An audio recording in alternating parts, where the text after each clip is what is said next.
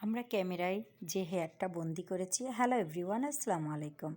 এই হেয়ারটা পাম হেয়ার। এই আপুটার হেয়ারটা অনেক লং হেয়ার এবং অনেক সুন্দর ছিল, হেয়ারটা গ্রোথ ছিল। আপুটা আমাদের কুষ্টিয়া ম্যাম বিউটি পার্লারে নিয়মিত এখানে সার্ভিস নেন, তবে হেয়ারের কাজ নেন নাই কখনো। এবার এসেছেন হেয়ারের কাজ নিতে, কিন্তু হেয়ারের বেহাল অবস্থা করে এসেছেন। আপু অনলাইনে বিভিন্ন ইউটিউবে দেখে হেয়ারে কিভাবে পাম্প করতে হয়। যাই হোক, পামের মেডিসিন কিনে এনে বাসায় অ্যাপ্লাই করছে। অ্যাপ্লাই করার পরে আপুর হেয়ারটা ভেঙে ভেঙে পড়ে গিয়েছে, মনে হচ্ছে আগুন ধরে কেউ পুড়াই দিয়েছে। যাই হোক, আপু আমাদের এখানে আসছে হেয়ারটা রিপেয়ার করতে। তাই আমরা আপুকে হেয়ারটা আপুর সঙ্গে সমস্ত কথা কমপ্লিট করে হেয়ারটা পরীক্ষা করে দেখছি এই পামের উপরে আপুর আবার কালার নেওয়া আছে। যাই হোক, আমরা কালারটা রিমুভ করে নিয়েছি।